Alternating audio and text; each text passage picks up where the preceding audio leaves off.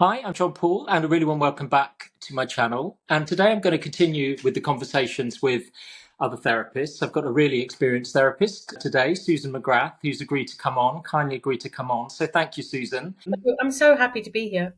Mm, Oh, brilliant. And I just wanted to start with the kind of journey and what made mm. you want to be a therapist. So if we could sort of start with that and take us through that a bit, and then also perhaps look at how you set up your practice now. Okay, yeah, happy to do that. I mean, it's a long time ago now. I'm coming into I'm 60 this year. So when I look back, I can see these points in my life that were a turning point. And yeah, getting into therapy myself and also becoming a therapist is definitely one of those points of pivot, if you like. So I started off life as a scientist. Actually, when I was at school, I was really good at things like maths and science. So I ended up going to university and studying biochemistry, which I don't regret. But really, I was a uni-dimensional being. I was very much rational, logical, Yeah. really into linear things, really. And I got quite far with that, I must say. I had a good career in science. But it was when life decided to sort of throw a googly that I started to realize that perhaps my way of being was too limited and too limiting for me. Mhm. And I think that kind of echoes the sort of therapist journey or, the human journey even. So I ended up in Japan, of all places. I just got married. I'd been married 6 months. I was pregnant with my first son. And I ended up in Japan through all sorts of reasons and realized everything had been stripped away. I was almost in a sort of wilderness situation where I couldn't speak the language. I didn't really have Yeah. any neighbours I could speak to. I had this small baby. My husband was working all the hours God sends. Now, when I think about it, the fact that we even signed up for that as a young couple was a bit arrogant, really. But anyway, this was how life was going to wake me up. And it really did. But it really woke me up through adverse experience. I became very depressed. I had this young baby. I had no idea what I was doing. I had no family. I had no friends. And I really think I had to go down into a wee bit of a dark place, really, in order to come back up again. And I remember being at one of my sort of hospital checkups, and I saw a poster on the wall that said, become a telephone counsellor. If you can speak English, you can do the training. You can help other people living in Japan. And I remember thinking, well, that looks really interesting. And I had been in science, I had been in IT, and I had gone back to that world and realized, how empty I felt in it. I don't know why. I just had this sense that it was pretty pointless and I didn't know what else to do with myself. So I thought, I'm going to sign up for this course. And it was a 6 weeks course of active listening and reflective listening. And literally, it blew my mind because I'd always been, a person who was interested in science and Yeah. outcomes and, rational thinking. And this was about, well, how do you feel about that? It was like, boom, my brain just went, what? And I loved the training, and I started to become a telephone counsellor with quite difficult situations in Japan where people were finding themselves in economic migrants were coming on the phone, people who were suicidal. I mean, it was a bit of a baptism by fire, but I remember at the time thinking, well, this feels really real rather than the corporate life that felt really fake. Yeah. But I realized a couple of years later, it was actually me that needed the help. It was me that needed to realize that I also had an emotional life and that I had an Mhm. inner life and that it needed to be expressed and it needed to be explored. But of course, I was the kind of person who could never really get to that conclusion myself. So it was almost like life had to sort of wangle it so that I got this training Yeah. under my belt to help someone else. Mhm. But actually, in reflection, I think it was probably, it was a sort of divine economy, if you like, where I was helping others, but actually it was also feeding me, you Sure. know. Yeah. And so that's how. And when I made a sort of pact with myself when I got back to the UK, I would do a therapy training and I would make this my work, and I have, and I've been doing it now for 28 years. So it was a real turning point for me. Amazing. And did you, was it online? Well, wouldn't be online Yeah. then, probably, No, but telephone training, was it? telephone training, but you actually did you did like a weekend a month and a night a week where you went to a centre and you got training and you met a group of people. So it was like a mini therapy training. And then you went on the telephones and you got supervision. So it was very thorough, actually, and it was very professionally done. Mm. And I didn't realise, in terms of science as a Yeah, background for you, yeah, because it is that interesting balance between the kind of logical yeah. thinking. Well, and I haven't, or never been a biochemist, did you Yeah, say? biochemistry. I'd worked in. So I don't know exactly what that involves, but I always quite like the balance between thinking and feeling. Actually, Yes, yes. but how did you find that going into therapy training? Because I've said this in previous videos. I found I did integrative but transpersonal training, and there was a lot of people, you think too much, or not necessarily to me, but generally that kind of thinking function was always, people are too heady. So you need to get into your feelings, Yes, and absolutely, I'm not in any way wanting to speak for you, but I yes, suppose going to Japan, the extent to which you'd have thought about what you would have felt doing that, yes, it may be that dominance of the yeah. kind of logic and thinking Yes, that meant that absolutely. put you there Yeah, and in some way. how thank God I had that, because I wouldn't have ended up there, and if I hadn't ended up there, I probably wouldn't Yeah, be a therapist. So yeah, when you look in the round, it's all got an intelligence about it. But if you were really thinking straight, you wouldn't take all that on in a short mm, space of time if you had any idea of what the human capacity was. But mm, because I was very rational and very linear, and I was married to someone who was also very much like that, yeah. So it all works out in the end. But yeah. we do set ourselves up sometimes for quite difficult experiences. Yeah, definitely. And the training with thinking, feeling, emotional, how did you find the training when you came back and trained? Was it? Yeah. Well, that's an interesting story as well, because I ended up signing up to a local authority training course, and I was a bit disappointed because it was quite two-dimensional. But life then had another surprise for me, because I had a very close friend who's actually sadly now died, and I miss her terribly. But she had always been in therapy. She'd had quite a troubled childhood, and she started to see a psychosynthesis counselor, and I really saw a transformation in her so quickly. And so I thought, that's got something. I'm going to investigate that. So I used my logical brain. Yeah. I said, this is a sample of one person who I can see is changing before my eyes, and I know her really well. This training here, I'm not sure it's going to really stretch me the way I want to be stretched. Mm. And so I jumped ship, and then that's how I started doing my psychosynthesis training, which is Oh, interesting. Okay, so yeah, you life were was on, informing me. yeah, but What? on an existing training and decided that wasn't for you and went Yeah, for something else. Okay. How long would you be doing the other one for? just for a year. It wasn't like I'd Okay. completely invested in it, but I just thought, I really want this to transform me too. Hmm. And I had a sense that the course that I was on, it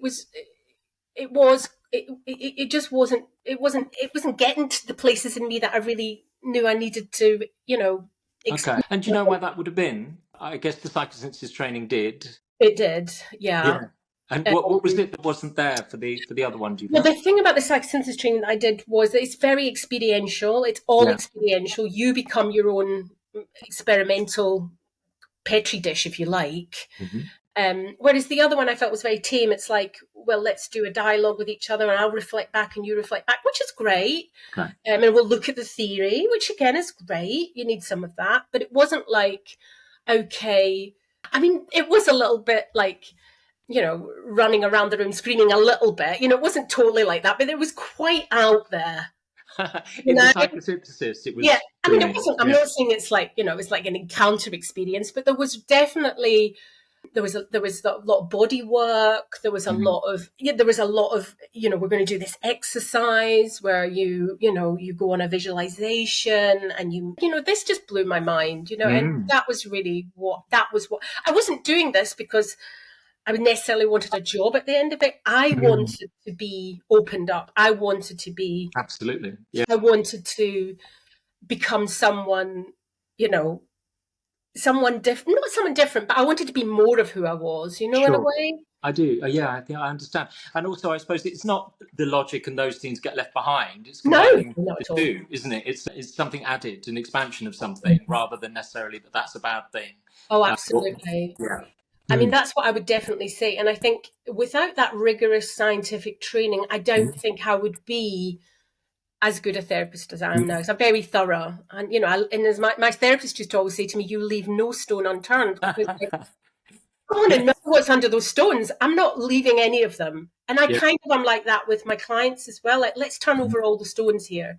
Yeah. It's not everybody's, that's not always, I mean, I have to do it in a gentle way, because if it was up to me, I think I would probably be steaming ahead. But I realize that I have to go at the pace that people can go at. I've learned that over the years. Okay, which I suppose in some ways brings us on to a bit to kind of challenges and how you work and that kind of thing. Yeah. So coming forward to now, just generally your practice, what Yeah. do you do now and who do you work I with? have a private practice now, so it's a very small practice. I only probably do it 10 to 15 clients a week. It's not very, I wouldn't say, I mean, I used to in the past do a lot more.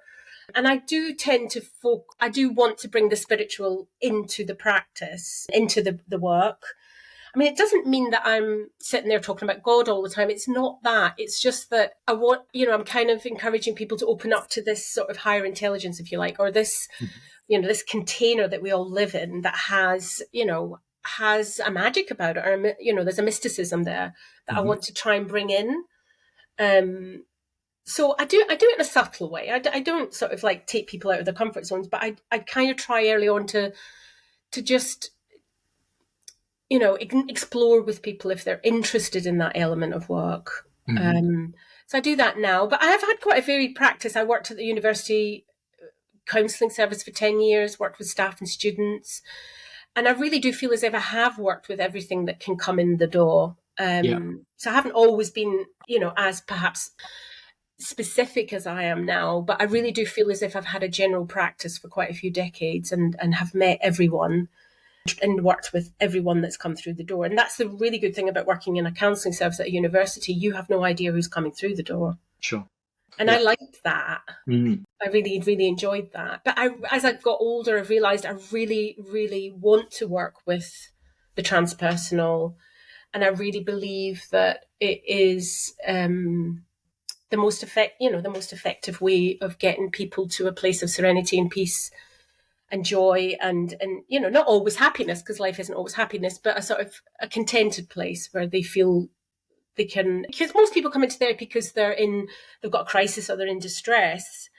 And I think most people want to find that serenity and contentment in their lives, no matter what's happening, and that's what I think the psychological and the spiritual together give you. Yes, it's just looking for how to do that, I guess. How to do it. Yeah. It's to take as many people with you as possible, because, for example, the God word is very contentious for so many people. Like they've had many people have had sort of spiritual trauma in their life with the church, perhaps, or I mean, there's a lot of people who've been in fundamentalist religions coming into the rooms, and that's been a spiritual trauma. So you have to be so careful how you work with that, really. So as far as being a bit more specific about who you want to work with, how do you do that? I know it's going to be different with each. When I talk about people getting clients, people coming into setting up their practice, one of the things about putting a website out there, directory entries, those kind of things, is they can think about how they work and what that does. Not that somebody necessarily needs to have that specific idea, and of course it changes over time anyway for people. Things develop over time, don't they? But it does mean, I suppose, they can think about what therapy means to them, how they think therapy helps people. But I think also it means that when people are looking, they will naturally be drawn to somebody who kind of speaks to them in that way. And I'm just wondering, as far as working, when you said with that sort of specific side of things, how are people in therapy for a session or two and then it comes up? And what happens if somebody says, no, it's just I'm not. I did it with transpersonal integrative college. So they would do some creative imagination and that kind of thing. And at the beginning, I mean, I would still do a little bit of it now, but I was a little bit nervous about people just wanted to talk, and I think I could do that visualization about dropping a pebble through the top of the head and see where it stops. And I sort of sheepishly at the beginning would say, do you want to do a visualization? And people, no. Then it's kind of gone. But I was just wondering about introducing something like that. I suppose if somebody says, oh no, that just doesn't feel like it's right for me, what happens then for you? I mean, I think when I was very young in this game or early in this game, I found it quite difficult to create the space where it was where I'm finding out about you and you're finding out about me, because I do think that works best. And so in the assessment session or the first session, I would gently mention this sort of idea that, and kind of introduce it as a resource. This is a resource that's available to everyone. That, there is a sort of like a higher picture. There's a bigger picture here. Yeah. Like, if you think about nature, nature's bigger than you. If you think about the cosmos, it's bigger than you. There's all these planets. It's much bigger than us. So could we see that as a resource in the therapy? Okay. And I've never had anyone who says no to that. I've never had anyone who says no to that. So I start there. And then I might introduce something like, I work with the 12 steps a lot, the 12 steps of recovery. It started with AA, but it's become a huge movement now where whatever it is that's, perhaps dragging your psyche down. It could be just addicted to phones. It could be addicted to cleaning. It could be addicted to people. It could be drugs, alcohol, whatever that thing is. That's kind of almost draining your life force, your ability to really be, fully in reality in your life and be participating. And so I introduced that quite early on. But there are a lot of people who say, I'm just not doing that. And I don't say, oh, well, that's it, I'm not working with you. And there's some people I say don't do that because they're just not ready, because it would re-traumatize them. I don't want you going into the rooms. You're not solid enough to do that. Okay. Yeah. And she's accepted that. But we will be working towards that, But so it's not necessarily there's a God in, and I think the God word is really difficult for so many people. So I tend not to use that. I tend to say that you're a higher intelligence or something that you can relate to that is, has got, is a bigger force than yourself. So just kind of introducing it in those kind of terms. Yeah. But you would be amazed by how many people who say, yes, I've had this experience and it changed me. Mm-hmm. And I've forgotten all about it, but that was a moment where I realized I'm not alone, or there's something else going on here, so you would be amazed by how many people would say that. I've always been amazed. Okay. So pretty much it sounds like without exception, it's something that can become part of the therapy. There isn't somebody that said, no, I just not how I want to work, or in fact, they would have an aversion to it, if you know what I mean. I've never really got anyone like that. And I do it very subtly, I do it so subtly, and I always make sure I do it on their terms. Like, so tell me, what would this look like for you? How would you define that? What's your experience of that? And then I use that. I don't say, I'm going to impose this on you and you have to go with it, otherwise we're not working together. It's not like that. Sure. Well, it's a relationship, I suppose, which is what therapy is. You kind of work it through in relationship, don't you? But just reminded me when you were saying that, actually, this hasn't really got much to do with anything apart from what you just said, which was about addictions, dependencies. It's something that really struck me. I was watching a film which was about drug addiction in America, and they interviewed, some guy died, unfortunately, of an overdose. But they had interviewed him before, and he'd started using drugs at 15.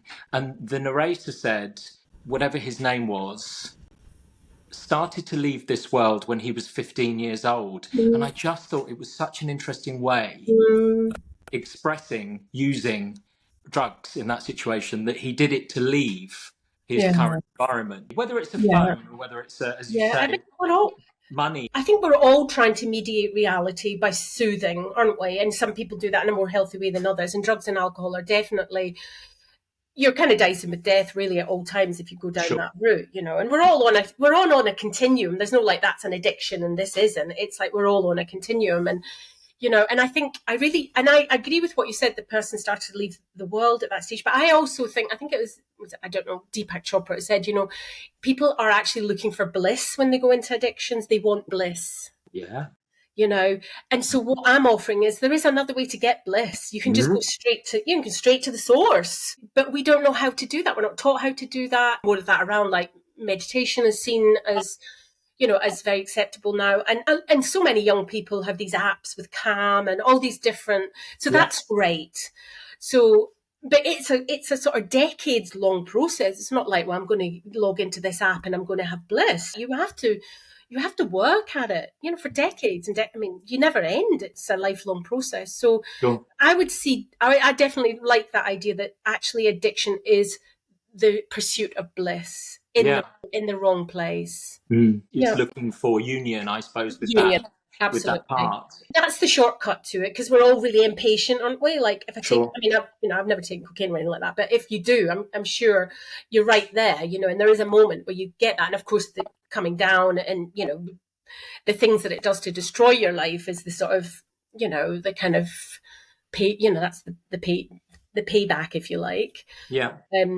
Whereas spiritual paths, I mean, they've already been laid out for us by many mystics Mm-hmm. and people from it's already there. It's already been laid out, Mm-hmm. but it's harder work. I think that probably ties into that part that I see it as, like, we have like a dual self, if you like. There's the ego self, and then there's the sort of spiritual self, essential self, the higher self, whatever you want to call it. There's this kind of dual system Yeah. in place within the human. Mm. And this is what I try to sort of elucidate in my work, and this is one of my, I don't want to criticize therapy because it's given me so much in my life, but this would be one of my bugbears, if you like, that I think therapy more focuses on the personality and the ego system, and neglects the higher self or the essential self. It doesn't really help people with that so much. That would be my and I think that's because people are a bit afraid to, and I think in a lot of the trainings, the way they've developed is, no, we don't go there. It's too dangerous. It's too amorphous. We can't really nail down the theory of that. Mm-hmm. So just stay well clear. Yeah. And Well, it's defining it as well, isn't it? well, There was a bit of people used to smile as far as a college, CCPU, which was a transpersonal college. We have yes, these peer review meetings for accreditation now, and you just people do say, "Well, hopefully nobody asked me to define the transpersonal."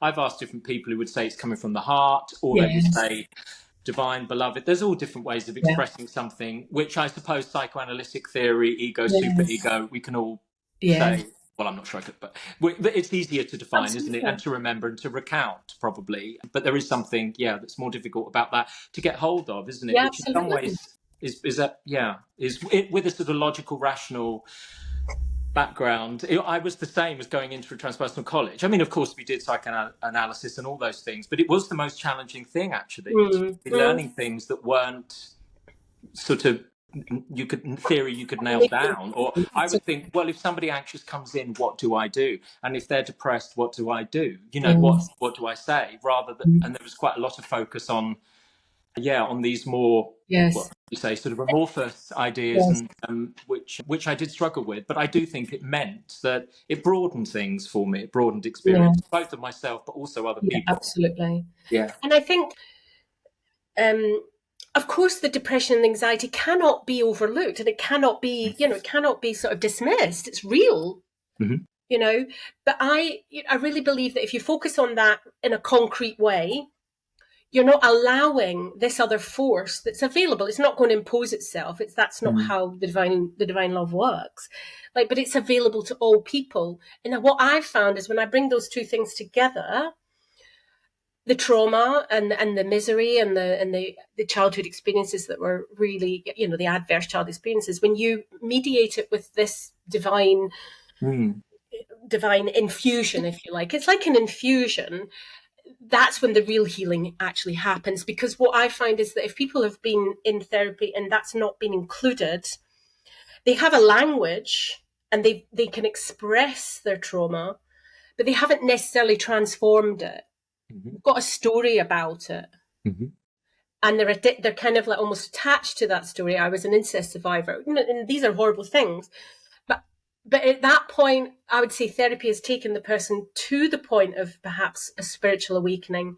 But it's very difficult for the actual therapy, the way we kind of practice it now, to take someone through that door and into a more of a spiritual way of being. Does that Sure. make sense? Yeah, absolutely. You don't And have you one said, or the yeah. other. Like, you don't want to be a space cadet, but you don't want to be a concrete person who's only nailed everything down and has a story about it. But I remember, that idea of a spiritual bypass, isn't it? So I suppose if there Absolutely. isn't the kind of nailing things, well, not nailing things down, but more Yeah. having that cognitive function and a narrative, I guess, as well, and being able to, because I think a lot of people will go through it, a lot of us will go through life getting quite disorientated about, Yes. in particular situations. A lot of the time when people are talking about other people, in some ways they're thinking, is it me? Is it them? I don't know. Mm.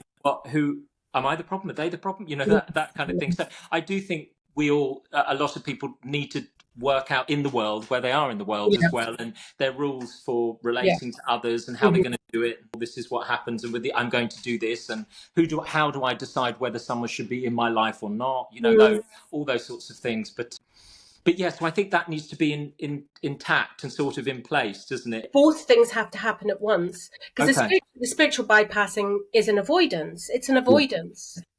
But equally, when you concretize it and you tell a story about it, you haven't really infused it with the healing energy that's available to do that. And so you haven't transformed it. You're Sure. still almost obsessed with it, Mm. but in a different kind of way.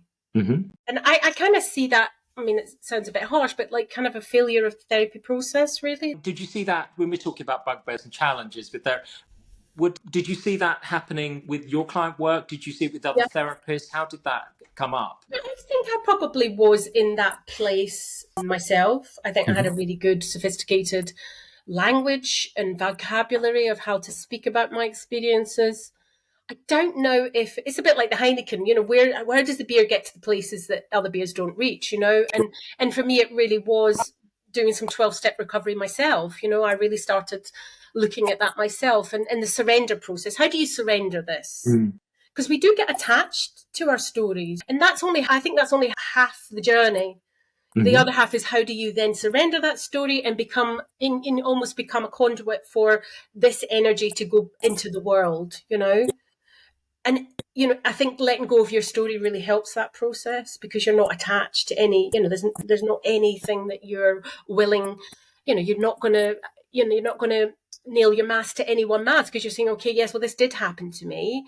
But I love that idea that there is a part of me that's never been hurt. There is a part of Sure. me that's never been hurt. Mm-hmm. And when you can bring that part to bear on the part that's definitely been hurt, Mm-hmm. then you do get this sort of almost alchemical transformational process. And Mm. then you become available to be a force for good in the world. And whatever you do, even if it's cleaning toilets or being a bus driver or whatever, or being a therapist, you're more available for that work, really, which I see this Okay. sort of like, a higher calling, if you like. And I do think that's why a lot of people go into therapy in the first place. A sense of meaning, a sense of higher purpose, a sense of making a difference. The Yeah. motivations of therapists themselves. Yeah. Yeah. A lot of people listening from the point of view, they're at that stage where they're thinking about it. So, yeah, motivations for coming in are interesting. I think so too. And I Mm. think they're always mixed. Mm. They're always mixed, like everything, like, I mean, I think I went in to sort of feel a bit better about myself, really, or maybe to help other people and make them more like me, which is, I mean, these are normal human, we all want to feel that we're important and that we're making an impact. But I think those reasons were definitely challenged in my therapy. That codependent feeling in me that needed to be needed or needed to help. And I do think that comes from a really good place in a human being. But if it's coming through a sort of like, personality that's been a bit sort of mangled along the way, I think it's not perhaps the best. It can be a little bit manipulative perhaps, but I do think that it comes from a good source. Mm-hmm. And that if you can get to that place where that urge to help and to have a higher purpose, and if it comes from a deeper place, then there's none of that personality contaminating it. It's just like it's coming from a place where that flows through you, rather than it's coming from me needing to be needed or needing to have an impact on others. Mm-hmm. So was that, you said through therapy, you Yeah. kind of worked through that, at least initially when you started. Your motivation would not necessarily have been that, do you think? I don't think I would have got into therapy if I hadn't gone to Japan and had a little bit of a breakdown, really. I don't think Mm-hmm. I would have become a therapist. So I think it was through adversity myself. Sure.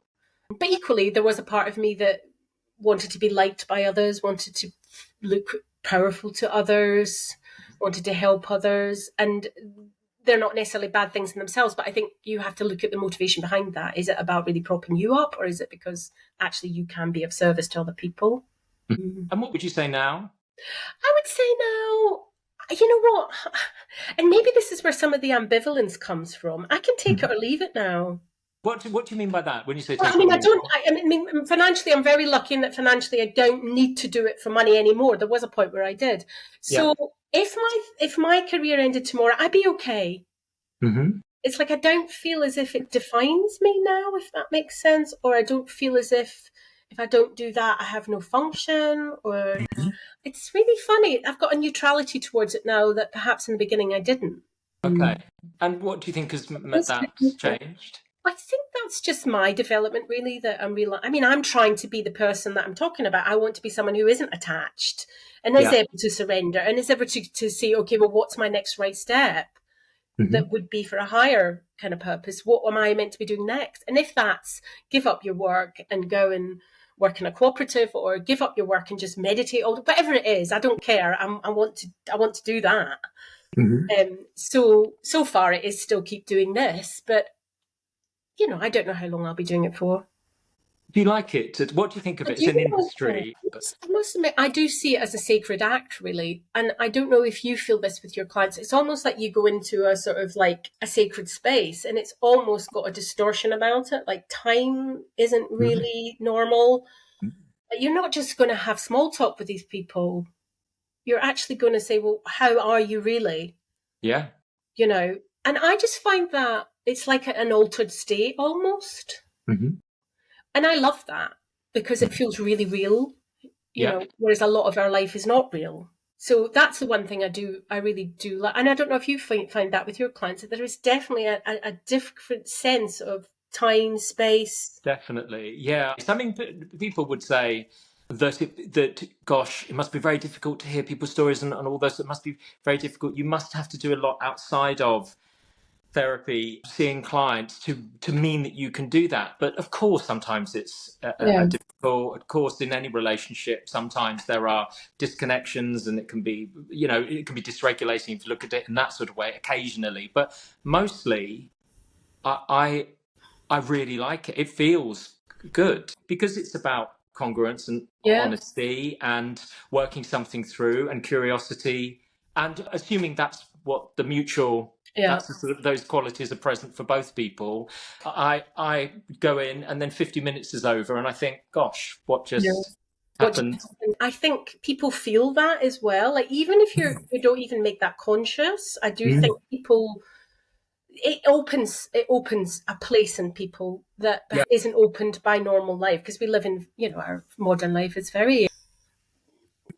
It's not personal, really, is it? In lots of levels, and less so with online. Everything's online, So, yeah, I think it's a bit like the shaman of old, or the wise person in the village. This was the function that, or even the priest, perhaps in past days, this was the function that they played, and we don't really have that anymore anywhere else. I think that's an interesting thing you said about when people perceive what we do, they think, oh my God, you must be really kind of like dragged down by other people's stories. I don't find that at all. I mean, I think I probably found it a little bit at the beginning when I didn't really know how to receive people properly, but now I don't find that at all. And this may sound awful as well, but in my training, they taught you to think about this thing called bifocal vision.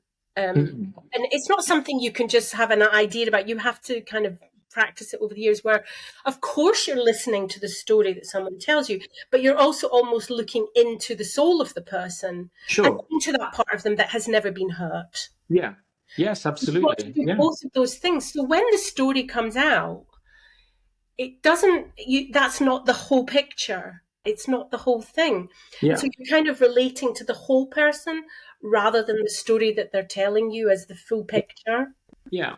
And I think it's often the case. Another thing that I've said in another video is that it's not that the traumatizing image or whatever or scene, which those scenes can traumatize, just like it's traumatized that person at times, isn't it? But it is brought into relationship, and something happens with it, doesn't it? The things that I do remember, there's one or two that I did placement when I was studying, so it was short term. So, and there were things there, well, just a couple of things. I still occasionally come into my mind now that people said, but I'm pretty sure the reason that it would still sometimes trouble me a bit is that there wasn't the opportunity for something to be transformed. Not that it ever made the thing that happened okay. Of course it doesn't. But there's something about bringing it into relationship that it comes into the current moment, doesn't it? And you can look at the stories people have formed about themselves on the basis of it and about the world. And something can be different as a result of that. So it's not as if it's left in that static, traumatizing. The whole purpose, I think, of bringing it into relationship is that something transforms, doesn't it? And again, it's not to make it okay that it ever happened, but of course not. But it isn't. You're not left with it like that, just as the other person is. Yeah, as you say, you can never really heal it. It's always going to be a part of their history, but you can you know, you can bring an empathic witness and a loving presence towards it. Yeah. It's almost like we're the conduit for the higher intelligence, if you like, to be a compassionate witness. I mean, that is in itself transformational. I mean, I can't take the experience away, but if I'm really a compassionate witness, something is relieved. Yes. There's a magic to that. And I think that's why I love this work. Because even though you're in the room, there is another element that is also at play. Yes. When I was talking about, just to go and talk a bit more about working with specific type of people, as I said, I've only used that word, it makes me cringe a bit, but niched, because I've never felt I've needed to in some ways. I've never thought, 25 to 35-year-old men who are depressed, or because I think there are common causes of human distress and common ways through it, as unique as all human beings are. But what I have noticed over time is that I have quite a keen eye now for and felt sense for where there are like real obstacles to connection, which are probably maybe too steep in some ways for what I can offer. Maybe, I don't know. That is something that is I mean, it rarely happens, but I think, because it's a relationship, the presence of qualities like empathy both ways, curiosity both ways, reflection both ways. And of course, if people are coming into therapy, a number of those things may not be because of traumatizing experience. For some people, the reason why they're in a therapeutic relationship, isn't it? But I do notice now I've got a sort of quite a keen sense of what I think is going to work out and what might not. And I have to, of course, not try and it's rare anyway, but consign something from an early place to thinking, I'm just not sure this is going to work out, because hope, faith, trust are count for a lot, don't they? I think they really do in relationship. Absolutely. Almost psychological mindedness, isn't it? And not everybody has that, and therapy isn't for everyone. It really isn't. What would you say about that, therapy not being for everyone? I think there's certain people who it just doesn't really help, or it doesn't work for them, or perhaps they don't have a psychological mindness. Maybe that's just not something and they may not have it in that moment, and they may then get that later on, who knows. I think that sometimes in our society we've maybe overcooked it a bit, and it's like, everybody should go to therapy. I just don't think it works for everyone. I think there's other ways to perhaps bring yourself out of yourself, like doing art or singing or music or gardening. Like there's a really good garden project near here where people just garden side by side and they just chat. Amazing, yeah. So I don't think it has to be two people sitting in a room, talking. I think it can be lots of things, And I think you're a very competent therapist. You'd be talking to the person in the room about that. I'm not really sure this is helping you. Sure. And I think sometimes just giving people permission to stop. Yeah. Or take a break. Because I guess it has sort of in popular culture become that the thing, isn't it? Yeah. That go to therapy. You need to go to therapy. Go to therapy. With the vast majority of people that come through, depending on what's happening, it can be transformative, can't it? Yeah. I was talking to my son this morning. He's 28. He's done some therapy because I'm his mother, and I'd say get some therapy for that. But even a lot of his friends, they're going through a lot of stuff, and I was kind of saying to him this morning, you don't have to go into therapy for everything, which I'm really mad. It seems mad to say that because when I started, nobody would do therapy. Oh, really? It was still a bit taboo, like, who does therapy? Nobody does therapy, like you must be really sick if you do therapy. Whereas with the young people now, it's like, I need to get in. And I think maybe a bit in the middle might be better. Sure, balance, yeah. As far as people coming into the profession, what would you say to them? Is there any advice that you would? I think people need to know that it's quite hard to make a living in this work. Like, the average salary is not high. You're not going to be really famous. Well, you're not going to be really famous or very rich, although some people have made that, like, really made themselves very famous in a way. But generally, most people, it's not the most, well-paid of professions. And why do you think that is, just out of interest? Because we did have a little chat about when we spoke. before, because I've put below previous videos. It was BACP's results of a survey that they did. I think it was in 2017, and the figures for quite a proportion of the profession are really, really low, aren't they? In some ways, not, gosh, 40% or something would not be sustaining themselves through, and that people in private practice wouldn't be able to sustain themselves with it. And I just wonder, what do you think are the reasons for that? I think there's a few reasons there, and I think it's partly because we have an idea in this country that care should be free at the point of access, which I do agree with, the NHS and everything. But I think psychological care is become more, it's gone into a sort of like different category, really.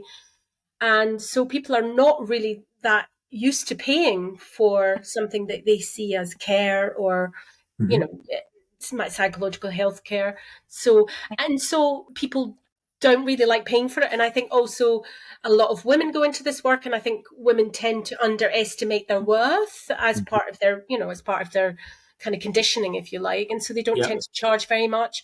And, people think that care shouldn't really be something where you have a monetary exchange. That definitely, yes, completely. I mean, we all would want to avoid, I suppose, kind of exploitative people, but I think you can hold both the value reflected financially, can't it? And of course, with all the other things that the relationship brings. It's but I can.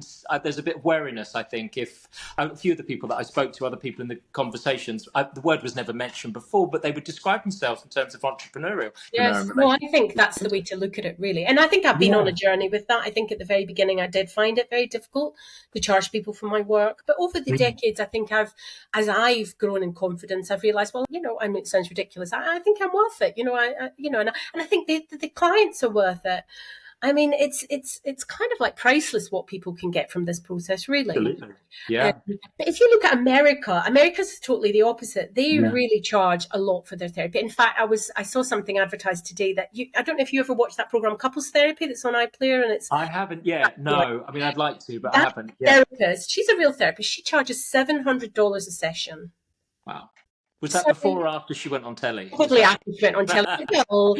Like you think. Sure. Okay, we need to find somewhere where we can earn a decent living.